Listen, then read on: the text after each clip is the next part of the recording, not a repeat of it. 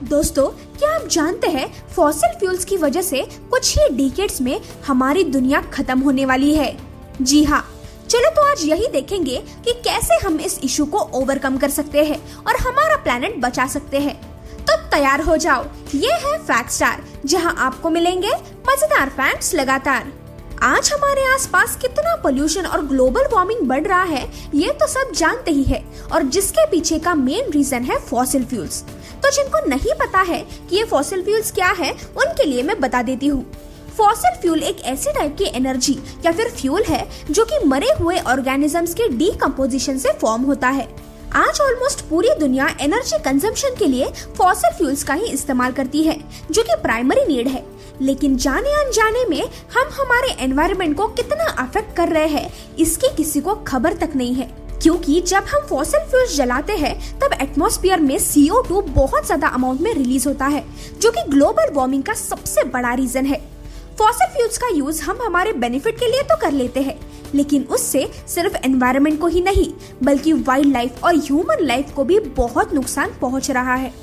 Fossil fuel में बहुत सारी चीजें इंक्लूड होती हैं, जैसे कि petroleum, coal, natural gas, crude oil etcetera. कभी कभी जब अंडरग्राउंड पाइप्स के थ्रू ऑयल ट्रांसफर किया जाता है तब बहुत बार रिवर्स या फिर ओशंस में ऑयल लीक भी होता है, और उसे क्लीन करने के लिए वक्त और पैसा दोनों बर्बाद तो होते ही है। लेकिन अगर वो पानी जानवरों के पेट में चला गया तो उनके लिए वो जानलेवा साबित हो सकता है। फॉसिल फ्यूल्स का प्रोसेसिंग करने के लिए बहुत सारा लैंड, इंफ्रास्ट्रक्चर और फैसिलिटीज भी लगते हैं, जैसे कि water storage, water disposal etcetera. करीब 100 साल से भी ज्यादा समय के लिए हम फॉसिल फ्यूल्स के द्वारा एनर्जी जनरेट कर रहे हैं, जो कि हमारे कार्स को चलाने से लेकर घर की लाइट जलाने तक यूज होती है। आज भी करीब 80% एनर्जी हम फॉसिल फ्यूल से ही लेते हैं। लेकिन दोस्तों, इतने सारे यूसेज के चलते शायद अगले 200 सालों में फॉसिल फ्यूल्स हमेशा के लिए खत्म होने वाले हैं, और इस ग्लोबल वार्मिंग के चलते शायद उससे पहले ही हमारी दुनिया खत्म भी हो सकती है। फॉसिल फ्यूल्स की वजह से air pollution, water pollution, climatic changes सब कुछ अफेक्ट हो रहा है।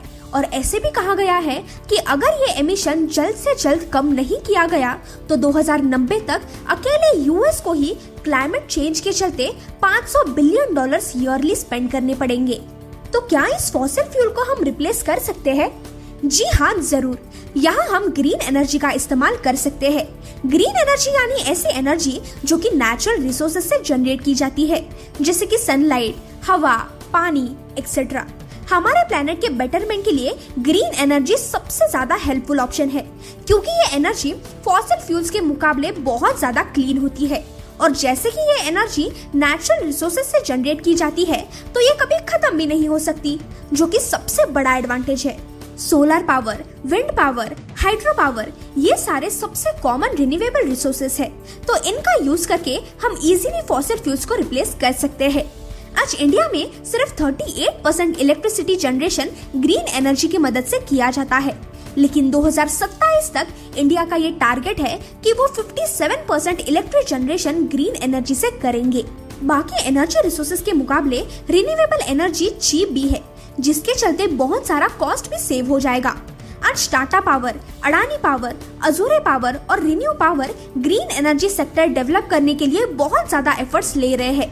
ग्रीन एनर्जी की तरफ बढ़ते हुए शायद हम फिर से हमारे प्लेनेट को एक हैप्पी और सस्टेन्ड प्लेनेट बना सकते हैं। तो अब देखते हैं ये कब पॉसिबल होगा।